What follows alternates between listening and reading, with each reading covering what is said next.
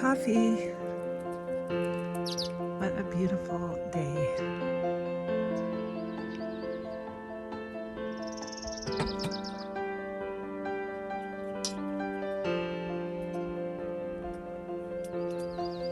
Hey guys. Everybody's excited for sunshine.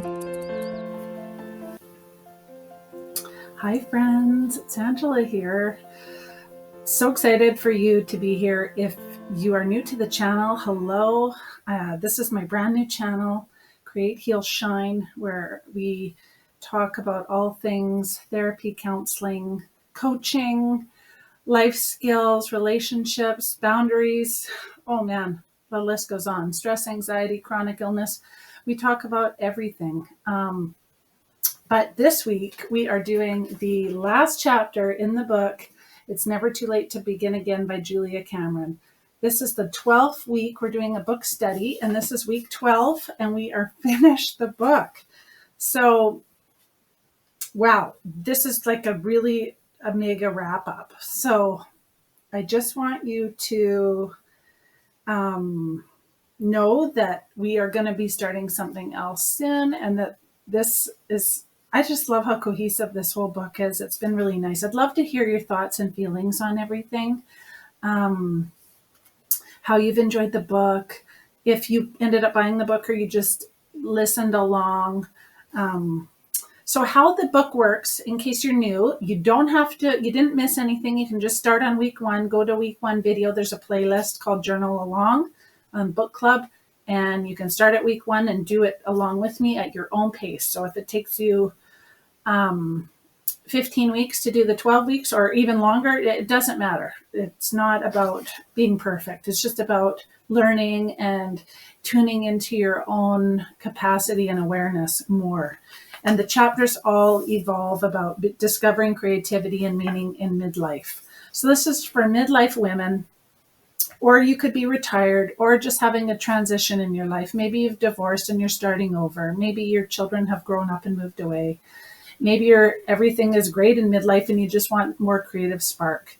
Whatever it is for you, I feel like this book is really enlightening. So I've had a great experience with it. So please share and tell me how you've enjoyed it.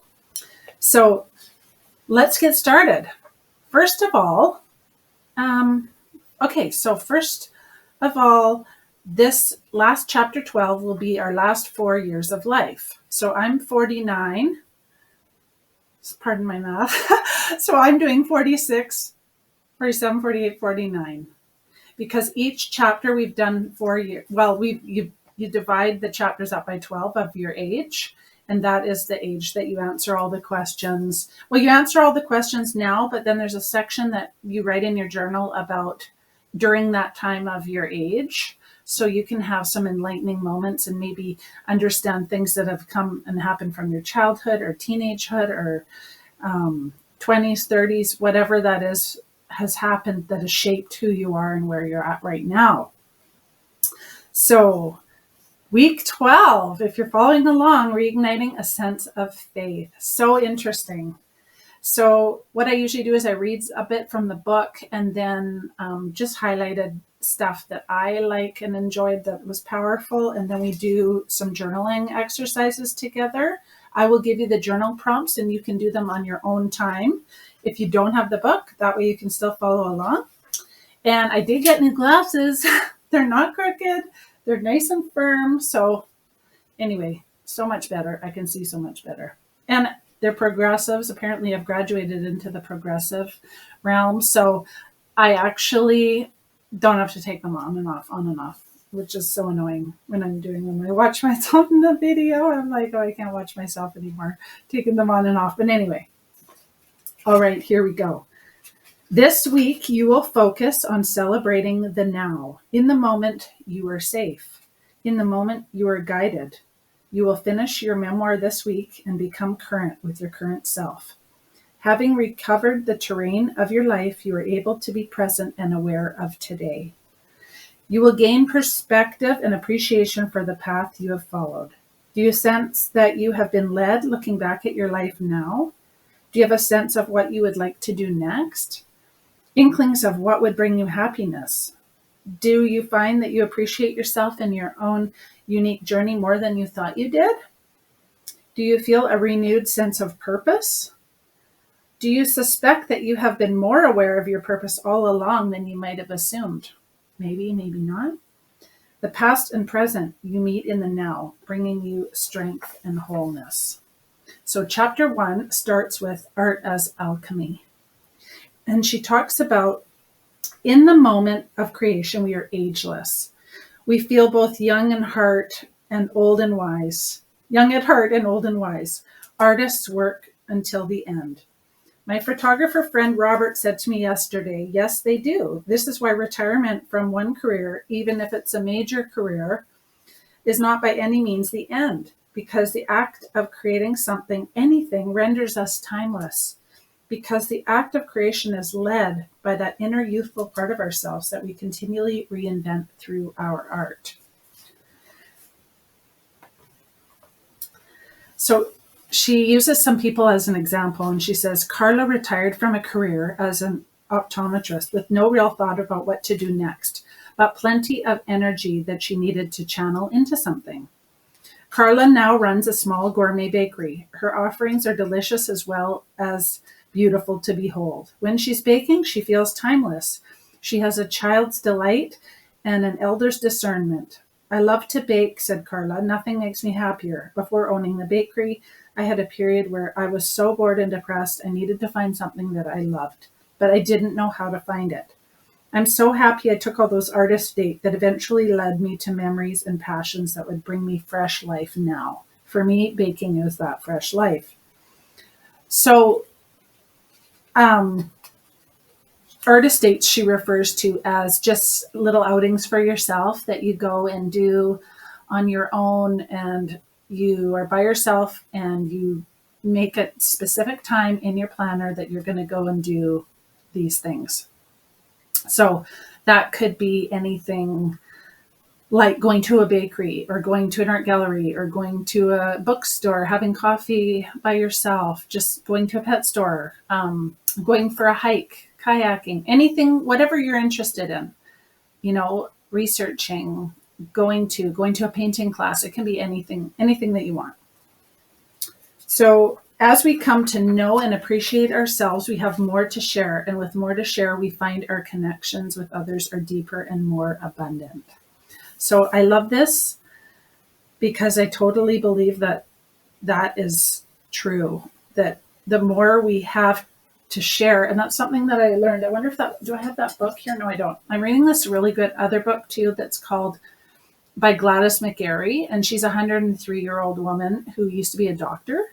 And she just talks about giving from, and not having that kind of mentality of lack where you're worried you're going to run out, or you can't share, or you can't be generous with people, or you can't be loving and using your time even as giving.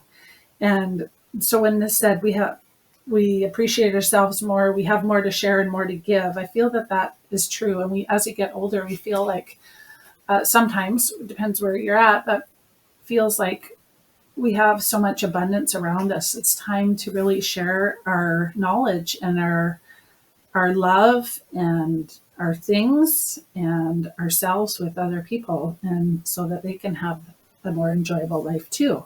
Those things this week, and do it. Maybe a few if I can. There's just so many things that make me feel youthful that I'd love to do. Like, I love to do sewing too. I don't know if it makes me feel youthful, but it depends what I'm making. If it's clothes, I feel youthful. If it's like a quilt, I don't feel youthful. I don't know why. But anyway, that's your task. So you're going to write number 1 to 10 in your journal, and you're going to write, I feel youthful when blank. I feel youthful when blank 10 times, and you're going to fill that in. And for your memoir, for me, this is age 46 to 49. I'm going to write in my journal, and you're going to do whatever your age is for yourself. These 10 journal prompts. So feel free to pause this at any time if you need to, if you don't have the book and you want to fill this in for yourself, because you're completing the memoir this week and you'll have a full 12 weeks of things to look back on that is going to be really interesting by age if you followed along all the way. If you didn't, that's okay. As long as, even if you just do the reading, it probably will work and spark some ideas and be really enlightening. So if you're doing the age group memoir, it is describe your major relationships during this period. Where did you live? Do you still live there? What were the major changes during this period? Describe a time where you felt guided during this period. Looking back across your memoir, do you see the hand of guidance in your life? Do you have a sense of purpose or calling now, looking fully at your life? What is one thing you saw in your memoir that you can now appreciate about yourself? What patterns do you see that are related to your creativity when you look back on your life? What other memories feel significant to you from this time, and what would you like to do next? Those are the 10 journal prompts for your age. So if you're creating your little memoir and jotting all these things down, it's kind of like just a compiled little journal thing idea for yourself that you can look back on and reread when you need inspiration or a creative spark or something like that. So it's pretty cool when I look back on what I wrote so far, because it feels like we started this book so long ago, but it hasn't actually taken that long to do it. I think I've spread it over maybe 15 weeks. I'm not sure. I have to look, but I haven't done it perfect by any means. And not every day did I do my morning pages. Not every day was I able to go for a walk. I mean, I had appointments. I had so many things. I had a big trip down to Vancouver, which was for a week where I couldn't do some of the things because I was having surgery. So just do what you can. A life of no regrets. There you go. In writing our life story, we come into contact with our inner wisdom. Many times we lay to rest the regrets of the past. Writing, if only I had blank. How often do you say that to yourself? If only I had. If only I had. I know how many things I can say that if I would have finished those, where I would be now. I feel so far behind where I should be. All of those thoughts. They often reveal the wisdom in the path we did take. Dr. Carl Jung believed that every life contained the tracery of destiny. Writing our story, our destiny becomes clear to us. We see the many choices we made and we appreciate their meaning. Working through our memoir helps us to make peace with ourselves. Sometimes we see the wisdom in the course that we have taken. Other times we encounter a buried dream that we now have the courage to pursue. Often something was assumed was a regret reveals itself as destiny as we revisit in our memoir. So have you encountered a dream along the way? I'd love to hear. Please leave me a comment about if there was something that you always wanted to do that you never did, that this is uncovered, or you can see little patterns and repetitive patterns in your life as you've went, or where maybe a big event has drastically changed the course of your life. I mean, we can all look, I think, at where big, huge events have changed the course and we've fallen off track of where we were wanting to go. And now is possibly the time that we could pick one of those things up that really has sitting on your mind all the time that you want to pursue, and take advantage of the time that you have now to do that thing. Because if that's still on your heart, that means that you need to do it.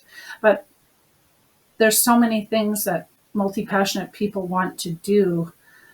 So it's all about looking back at maybe the big overview of where your life fell off the rails or took a big twist or changed direction, and what you want to pursue now as a dream. Many of us enter retirement disappointed in ourselves. During our work life, we may have fulfilled the goals and dreams of others while ignoring our own. Isn't that the truth?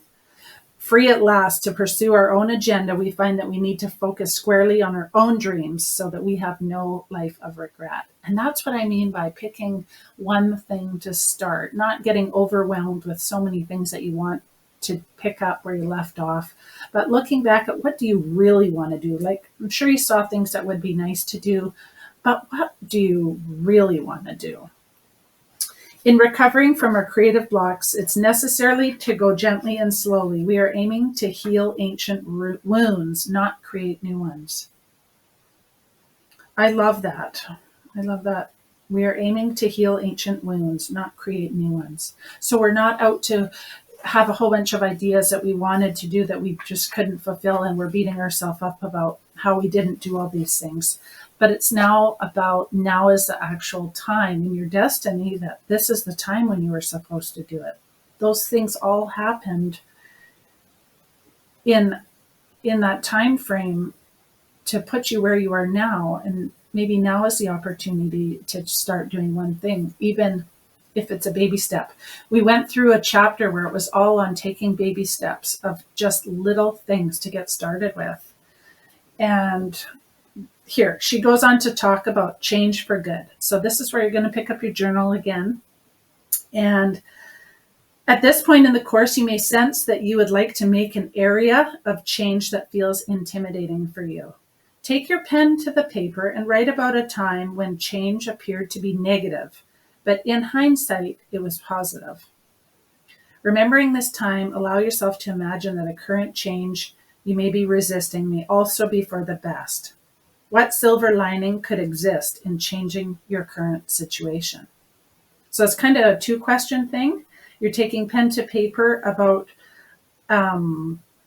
writing about a time that change appeared to be negative, but in hindsight it was positive. And then you're talking about what silver lining could have existed in changing your current situation. And there's so many things that I can think about that appeared to be negative and in hindsight were positive. But there's always going to be things within humans that feel negative that still feel negative. So don't get upset with yourself if you can't find a positive about something, because it's difficult and it's a process. So just write in your journal and see what you come up with. This is a really interesting one. So the magic of today. This is actually kind of, do you feel how it's like pulling everything together? All of our weeks is coming together. And it's all about really just thinking about your calling and your purpose and where you are inspired and motivated, and learning that self-awareness more. And so that once you do start recognizing and you're more self-aware of what's going on in your surroundings and how things are happening and what people are saying and how you're thinking, you can choose to see it how you want to see it, believe what you want to believe, create what you want to create, live your purpose and best life, whatever that is for you. It doesn't have to be that you're so rich you're taking trips around the world. It's just you're rich just where you are. You're rich with where you are. If you're watching this video, you are rich in my realm, because there's so many people who don't even have the opportunity to watch videos and have the ability to buy books and go through book studies with communities. Like, we are rich, we are lucky, and we need to recognize that. We need to appreciate that, those small little granular things, right? Life is lived one day at a time, but many of us find ourselves straying out of the day at hand into the past or the future. The past is finished and the future is not here yet. Only the day that we are in can be lived. And this is so key, because as a counselor, almost 100% of people's problems that they have come to me with is that they're living either in the past and the future. And we all do that. We all do that. And it's all about coming back into the now, into the right now. This is the only day that we actually can be lived. And trust me, I know.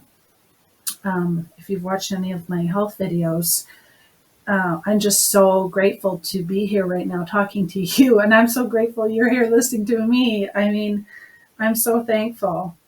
Each day, I just think that's so important. Only the day that we are in can be lived. Each day well lived is a thing of beauty, giving us a more satisfying past and a more promising future.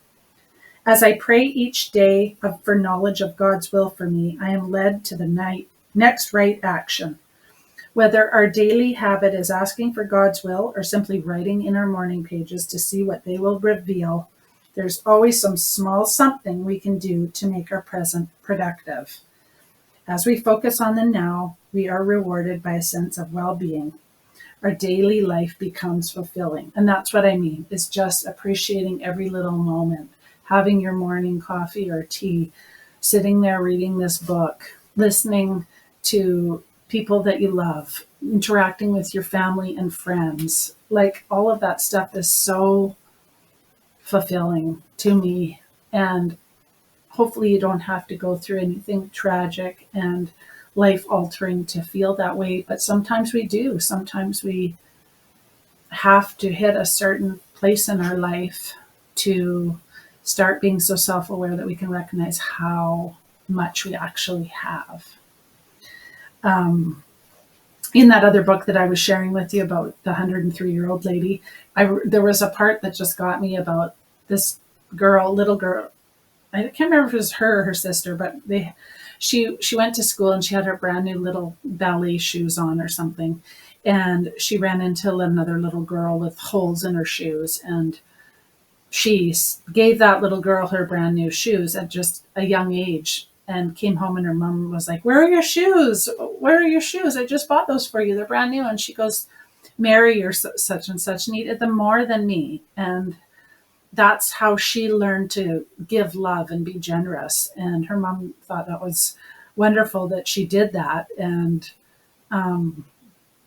I just love that little story about gratitude and life and how much we have. And that made me really just think of how much I actually have. So I love that book.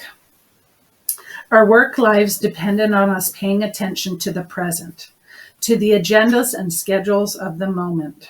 Freed from the harness of such a life, we may find ourselves frightening and adrift. We need to anchor ourselves more times in the present day. Every time we write in our morning pages, we're anchoring ourselves into that moment. Sometimes she talks about how morning pages become very addictive, and you can become hooked on processing your lives just as they are right now, right here and now.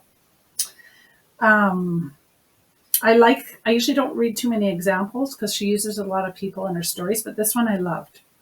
Ray started writing morning pages reluctantly. She was certain the pages would lead her to divorce. She had a nagging sense that her marriage was failing, and she constantly imagined a dark and dismal future. Writing the pages, she found herself pulled quickly into the present, where she discovered, to her sense of surprise and responsibility for her troubled marriage. "I wish my husband would be more open with me," she wrote. "I think I need to be more open with my husband." She turned things around. She reframed things. She found herself to start being happier and more fulfilled in life, enjoying the present. And in the end, she says, "I didn't need to make a huge change, all dramatic and destructive. I just needed to sort out some complex feelings that in the end weren't as complex as I thought they were." And she kept writing and writing, and the pages were like a good marriage counselor, and I thought that was really cool. They kept me from making a terrible mistake. For me, divorce was not the answer. So I love that, because I always refer people to start journaling when they're struggling with things, because it's such an amazing way to get things out on paper. And how simple that advice sounds, but when clarity comes from within us, it's really profound. Because when someone else tells you what to do, it's not usually wanted advice from family or friend or something. And that's sometimes why people do seek mental health counseling or professional counseling in some form, to have a neutral party. But taking advice from the outside is only a fraction as powerful, even if it's the same advice. So helping people figure out to listen to their own guidance, that is what's so powerful. Helping people to figure out how to reframe their thoughts and think about things in a different way can give people totally different answers. Focusing on the present day, we see that our lives are still fascinating, our insights profound.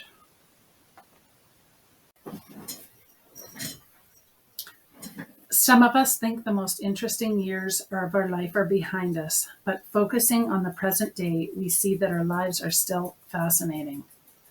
I just love that whole statement. So we're going to get to another journaling task, but she says something really important here. The magic of staying in the day is only so because so much can only happen in a day. And when we accept and accomplish what the day offers, we find before we know it, we have moved further than we might have ever imagined.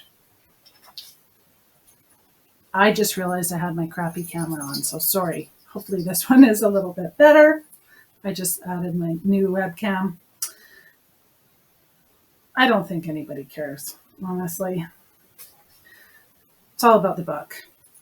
So, task just for today. Staying in the present day is often easier said than done, but when we can successfully focus on the moment at hand, there's magic to be found. Often we jump backwards in the past or forward in the future because we feel like it's too late or it's too early to begin. We assume the next step is too large or has passed us by. When we focus our attention on the time we actually have available to us, we see the possibility of what we can accomplish just for today. And I thought that was interesting too, because I was just talking to somebody today and they're like, you know what, Ange, you're not quite there yet with my health to doing something. And you have lots of time. And I thought, I'm the best judge of where I'm at in my health. I'm the best judge, just like you are the best judge of yourself. There's no one that knows you better than that. And so I don't want to waste another year thinking about a certain thing. I want to continue on. Like when I feel like I want to do something, I want to try and do it. So I love this task. It's numbering 1 to 5, and it's just for today, I can. Just for today, I can. And you answer that question 5 times. Just for today, I can. See what you come up with. So for me, just for today, I can think past, or I can think way sooner than a year away. I can think about tomorrow. I can live for today, but I'm going to think about what I want to do for tomorrow because I'm not guaranteed that year. And I don't want to just sit around and wait and see about things. I want to actually do things, even if they're small things to get back to what I was doing or get back to normal life or what was normal for me. But yeah, so anyway, I like this one. So just for today, I can fill that in. The next topic she talks about is not being alone and really focusing on other people. And she's talking about people from the past and your like generational and things like that. It's really interesting part of the chapter. So I'm not going to get into all that part, but in the end, it's called Reborn. And I just love this. It says here at the end of the book, it is my hope that in finishing the work, you have found yourself to be larger and more colorful than you have imagined. I hope you have reconnected to your own story and come to appreciate all that your unique journey has to offer those you may touch. I hope that you have found an inner strength and a source of energy that will propel you forward into your second act of life. I urge you as you move forward to continue doing morning pages, artist dates, and walks. These tools ensure future creativity. Using these tools, you will continually find the answer to what shall I do now? It'll be simple, profound, and doable. I love that. This is so cool. What a great ending to the book. She says, our children and grandchildren, friends and colleagues all benefit from our conviction. As they see us forging new and more vibrant lives, they too are often inspired to pick up the tools themselves. We can lead by example. Our actions, it can encourage those around us, inspire other people, dare to dream. We are all creative, every single one of us. So your very last task in your memoir, in your journal, is called a wish list. A final parting tool, which is one of my very favorites, the simple but potent wish list. Number 1 to 20, fill in your blanks in your journal. I wish, and you're going to do that 20 times. Wishes range from petty to profound, and often fall well within our range of possibilities. So what do you wish?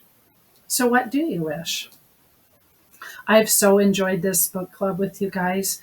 I feel like it has really been so enlightening, and especially neat when I look back into my journal at what things I wrote, especially about what age group I was in, what age frame I should say I was in during each chapter. That's really enlightening, and I just thought, this is so cool. So I hope that you enjoyed this book club. I felt that it was just, it's so full of highlighting and notes. That's what I do. Don't be mad at me don't hate me for that if you like to keep your books perfect. But I like to keep my other kind of style of books, but my self-help books and things like that, I like to write in fiction. I don't write in fiction. Anyway, I had a great time. I hope you guys enjoyed this. It was a fantastic book. I'm going to start thinking about here. I have been thinking, but I'm going to get more clear on which book we're going to start next. Have some new video ideas for you guys and some really awesome topics I want to discuss.